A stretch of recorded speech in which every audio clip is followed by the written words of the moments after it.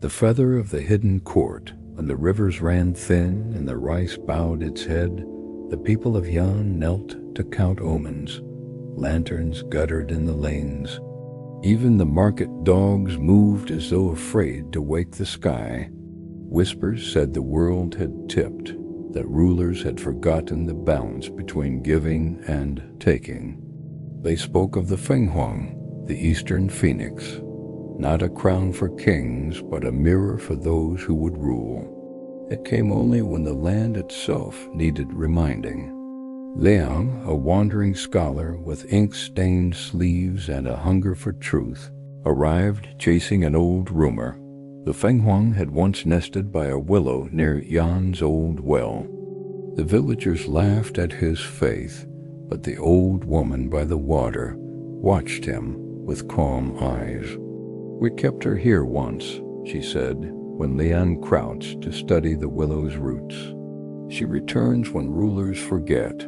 That night, under a sky the color of burned silk, Liang found a feather tucked beneath the tree, warm as a living thing. Its plume shimmered with color he had no name for, vermilion that stole moonlight and jade that held river hush. The feather hummed in his hand like something with a heartbeat. A feather, the old woman warned, binds two truths.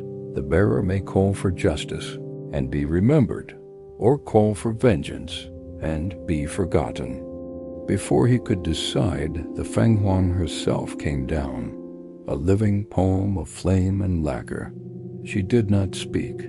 Instead, meaning settled into Liang's bones. The drought was a wound made wider by men who kept grain while children went hungry.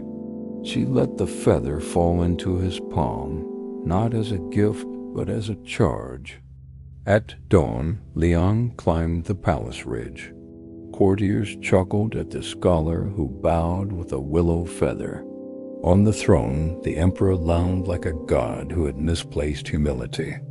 Liang laid the plume on the marble and spoke plainly. "Open the granaries, check the ledgers, restore the stores to the people." Laughter turned to murmurs.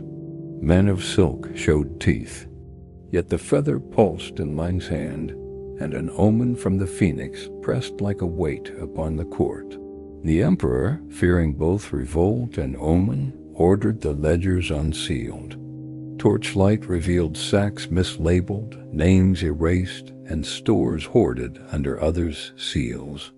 The people's hunger eased as grain moved back to the droughted fields. But the phoenix's binding was not without cost. Merchants who had profited from closed doors seethed. Men who once smiled at Liang's thin frame crossed streets to avoid him. One morning, his name was gone from the village register as though the ink itself had turned traitor. Liang had chosen the harder path, justice over comfort. The feather stayed warm in his sleeve, humming like a small sun. He taught at the schools and walked the fields, trading court favor for the quiet labor of tending balance. The Fenghuang returned sometimes, a hush in the willows, and each time its eyes seemed to say, "Well chosen." Years later, children near the well would bend to touch the willow's roots and find, half buried, a single strip of gilded down.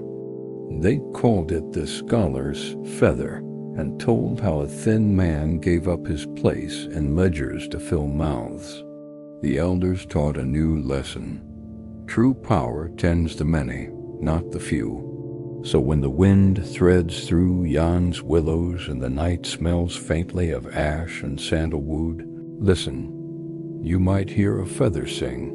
It will not promise crowns. It will ask only for courage to keep the balance. Asterisk, don't forget to like and subscribe for more interesting tailies.